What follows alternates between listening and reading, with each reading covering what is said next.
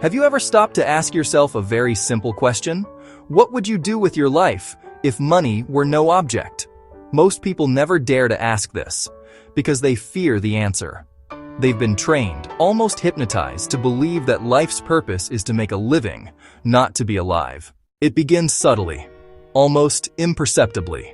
A gentle pressure, a quiet expectation whispered by those who love us most. Parents, teachers, the very fabric of the society we grow up in. They all hand us a map, a well-trodden map leading to a place called security. It's a blueprint for a good life, passed down through generations, born from a deep-seated desire to protect us from the uncertainties of the world. This script is given to us from a place of care, but it's a script nonetheless. From childhood, we are told to chase this safe path. The instructions are clear and sequential. First, get a good education, absorb the knowledge, pass the exams, and earn the qualifications that act as keys to the next door. Then, find a stable job. Secure a position that offers a predictable salary, benefits, and a clear trajectory for advancement. And finally, climb the ladder. Dedicate your years to promotions, to greater responsibility, to moving ever upward within the established structure. The entire endeavor is framed as a transactional journey. We invest our time, our energy, our youth, all in service of a singular goal: to earn enough to someday finally relax. We are taught to defer our joy, to postpone our passions, to place our true lives on hold until we have accumulated enough security to afford them. We run on a treadmill, chasing a horizon that is always just a little further away. The promise is that one day we will step off and find ourselves in a peaceful meadow of retirement and rest. But someday never really comes, does it? Because the system isn't designed for an endpoint. It's designed for perpetual motion. By the time you reach the financial milestones you set for yourself, the goalposts have moved. Or worse, you discover that the person who arrives at that destination is no longer the person who started the journey. The habit of striving, the relentless pursuit of more, has already consumed you. The muscle of ambition has been so thoroughly trained that the muscle of contentment has atrophied. We become so accustomed to the chase that we forget what we were chasing in the first place. The means become the end. The philosopher Alan Watts diagnosed this modern ailment with profound clarity. He saw this societal conditioning not as a path to fulfillment, but as a fundamental misunderstanding of life itself. He once said, "If you say that getting the money is the most important thing, you will spend your life completely wasting your time. You'll be doing things you don't like doing in order to go on living, that is, to go on doing things you don't like doing, which is stupid." In his simple yet piercing logic, Watts exposes the absurdity of the cycle. We sacrifice the present for a future that, when it arrives, is spent reminiscing about the very present we gave away. We trade authentic, daily experience for a promissory note of happiness that may never be cashed. This isn't a dress rehearsal. The moments we are living right now are not mere stepping stones.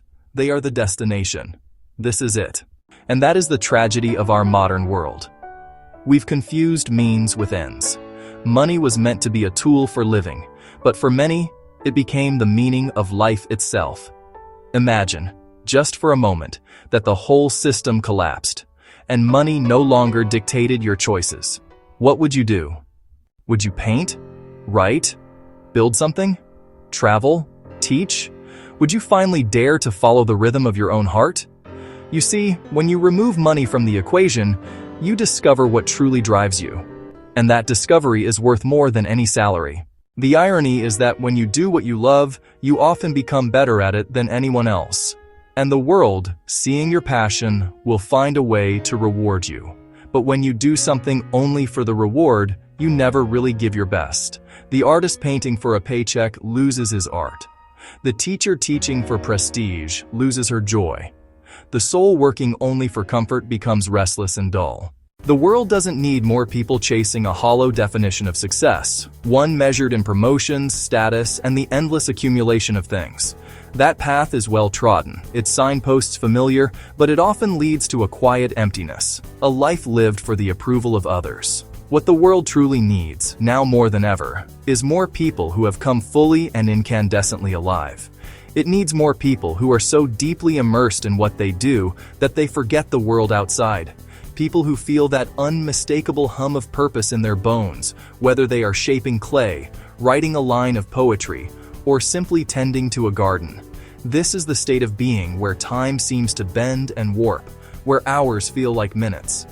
It's the quiet joy of a craftsman sanding a piece of wood until it's as smooth as glass. The focused intensity of a musician finding the perfect chord. The deep satisfaction of a writer watching a character take on a life of their own. This is what it means to come alive. And here is the beautiful, unspoken secret. When you do what you truly love, you unconsciously give others permission to do the same. Your dedication doesn't need to be loud or performative. It's a quiet, steady flame. Your passion becomes contagious, not through preaching, but through presence. Your freedom becomes an invitation, a silent beacon that says, "This is possible for you too." You become a living testament to a different way of being, one rooted not in obligation, but in devotion. But of course, the mind resists. It is a master of self-preservation, an architect of comfortable cages. It whispers, "That's not practical. That's a hobby, not a career. How will you pay the bills? What will people think?" It conjures images of failure and ridicule, weaving a narrative of fear so convincing that we begin to believe it is our own. The mind presents 1,000 logical reasons why the safe path is the only path. It points to the well-worn road, the predictable career, the stable income. And so we listen.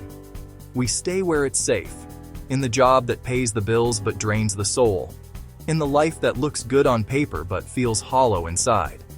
We convince ourselves that this is maturity, that this is responsibility. We trade the vibrant, unpredictable wilderness of our own calling for the sterile comfort of a gilded cage, not realizing that safety is often the most dangerous trap of all.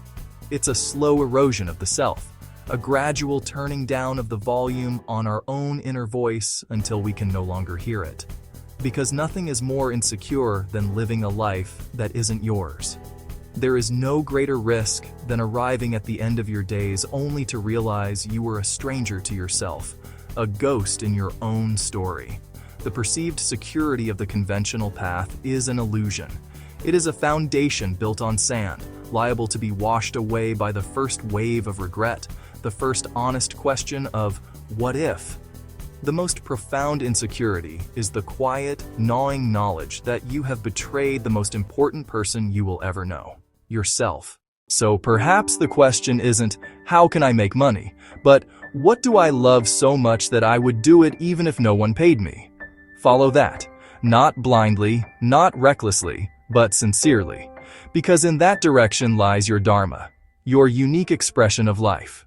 Alan Watts used to remind his students that the goal of dancing is not to get somewhere. You don't dance to arrive at the end of the room. You dance because dancing is the point. Life is the same. We keep treating it like a journey with a destination, when in truth, it's a musical thing, and you're supposed to sing or dance while the music is being played. So stop postponing your joy until some imaginary milestone. Stop waiting for permission to be yourself. The moment you realize that money is just paper and that time is the only true wealth, you begin to live differently. You begin to trade anxiety for curiosity, ambition for purpose, and competition for creativity. And ironically, it's in that surrender that abundance begins to flow. Not because you forced it, but because you finally aligned with the natural order of things. When you do what you love, you are not chasing life. You are in tune with it.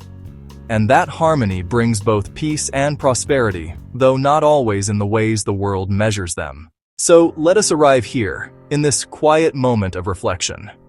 Let us ask the question one final time, not as a fleeting thought, but as a deep, resonant inquiry into the very heart of your existence. Take a slow, deliberate breath. And ask yourself again, what would you truly do if money were no object? I invite you to move beyond the immediate, glittering answers of luxury cars and sprawling mansions. Those are just symbols, placeholders for a deeper yearning. What is the feeling you are truly chasing? Is it the quiet solitude of a cabin nestled deep in the woods, the scent of pine and damp earth filling your lungs each morning? Is it the vibrant, chaotic energy of a foreign city, the thrill of navigating unfamiliar streets and connecting with souls from a different walk of life? Perhaps it's the profound satisfaction of creation, the feeling of clay yielding under your hands, the scent of oil paint, the rhythmic click of a keyboard as a story comes to life. Imagine your days, not as a series of obligations, but as a canvas of your own design. What textures would you paint with? What colors would fill your world? What would your hands be doing? Would they be holding a pen, a paintbrush, a garden tool, or the hand of someone you love, walking along a windswept beach? This question isn't about escaping your life. It's about fully inhabiting it. It's about discovering the activities, the environments, and the states of being that make your spirit sing, that make you feel utterly and completely alive. Now, with that vision held gently in your mind, look at your life as it is today. Would you still be doing what you're doing now? Be honest with yourself, without judgment or shame. If the answer is a quiet, resounding no, then the next question is the most important one you will ever face. If not, what are you waiting for? Are you waiting for a sign from the universe? For permission from someone else? For that mythical, perfect moment when all the stars align and the path forward is clear and without risk? This moment does not exist. It is a mirage we create to protect ourselves from the beautiful, terrifying vulnerability of taking a leap of faith. The only sign you need is the persistent, quiet whisper in your own heart that says, "There is another way." The only permission you need is the one you grant yourself. We tell ourselves we are waiting for security, for a bigger safety net. But true security is not found in a bank account or a job title. It is found in your own resilience, in your ability to adapt, to learn, and to trust the unfolding of your own life. We tell ourselves we are waiting until we are ready. But readiness is not a destination you arrive at. It is the courage you cultivate by taking the first small, uncertain step. The universe does not reward hesitation. It rewards authenticity. It responds not to our cautious plans, but to our courageous action. And the most authentic thing you can ever do is to follow the pulse of your own being, to honor that inner compass that points steadfastly toward your own unique north. It is to live your life as if you already are free. This isn't about reckless abandon. It is about intentional alignment. It's about making one small choice today that honors the person you wish to become.